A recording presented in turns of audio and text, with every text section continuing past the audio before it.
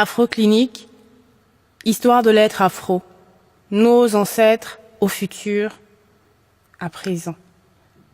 L'Afrique n'est pas un berceau. L'Africain n'est pas un bébé délaissé par des parents absents. L'Afrique est un royaume riche dont les valeureux enfants devraient vivre l'expérience douloureuse de devenir adultes dans une jungle de prédation.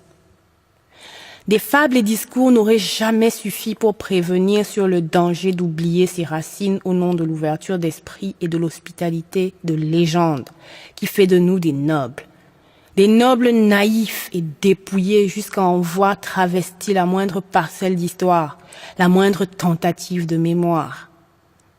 Que ceux qui seraient restés tentés de reproduire les valeurs importées aux dames de leurs racines soient marqués par le sceau d'image de nombreuses générations décimées.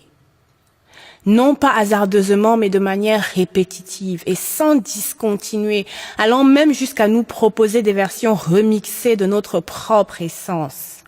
La dépigmentation, le défrisage, et j'en passe.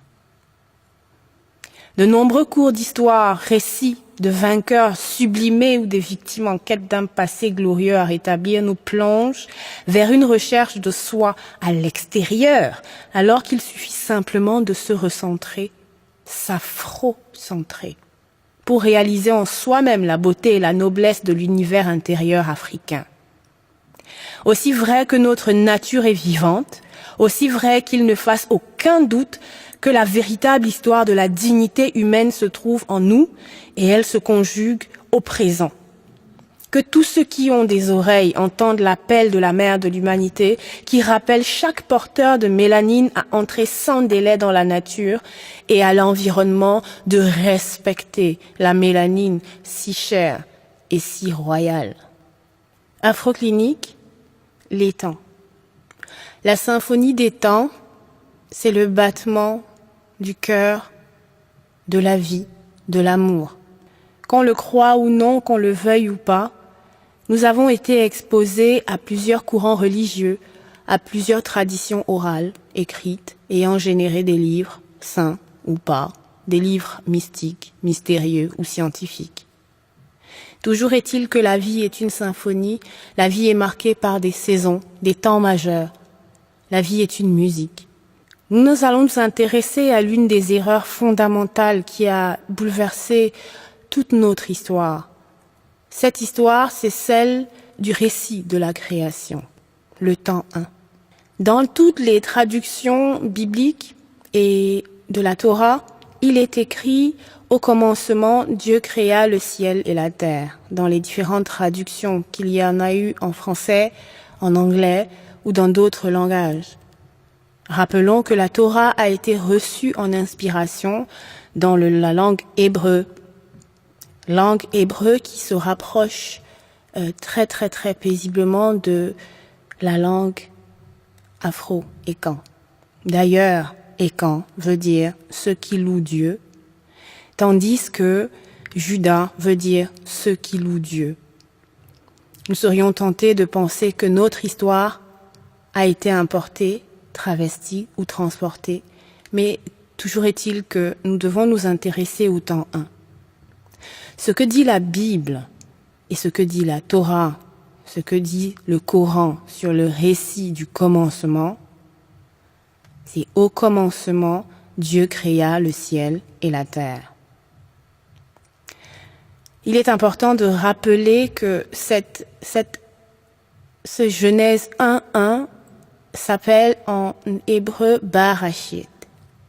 Barashit 1.1 dit, et c'est lu de la droite vers la gauche, en anglais, au commencement créa Dieu, en français, au commencement créa Dieu, ensuite il y a 2 symboles comme des tirets, le ciel et la terre. Au commencement créa Dieu, le ciel et la terre.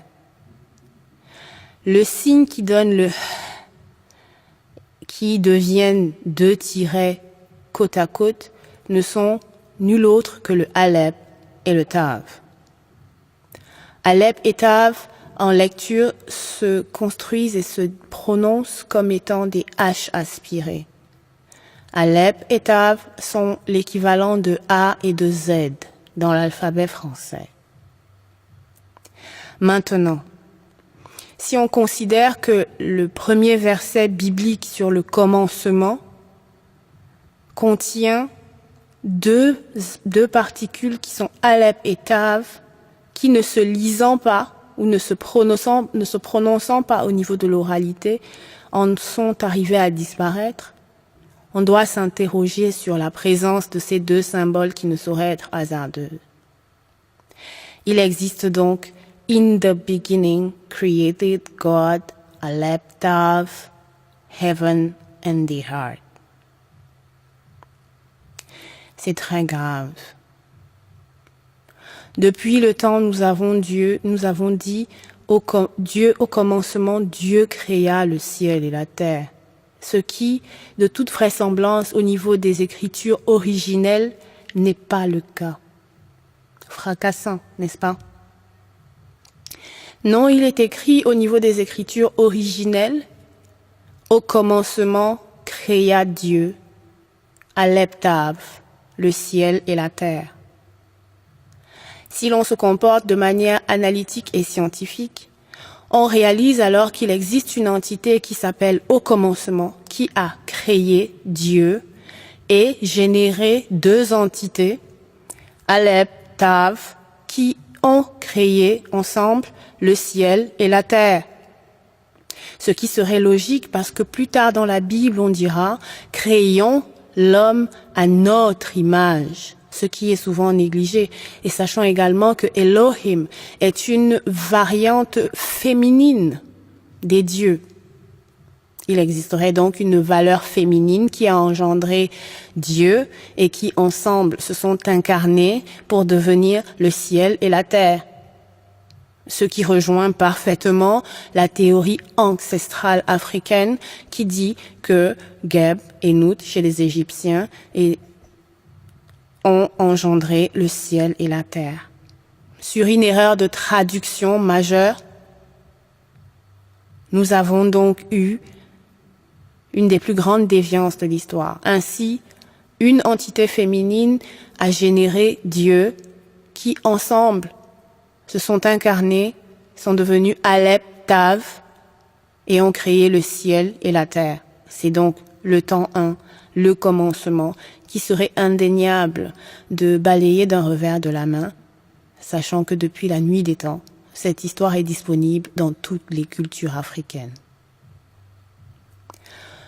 Nous arrivons au temps 2. Le temps 2 du char des dieux à l'Égypte. Vu qu'il est désormais évident qu'il y a eu une entité féminine qui a créé une entité masculine et qu'ensemble ils se sont identifiés, Alep et Tav, le premier et le dernier, la première et la dernière lettre de l'alphabet hébreu, avec une estimation de symboles comme vous le voyez à l'écran, et qu'ensemble, ensuite, ils ont créé le ciel et la terre.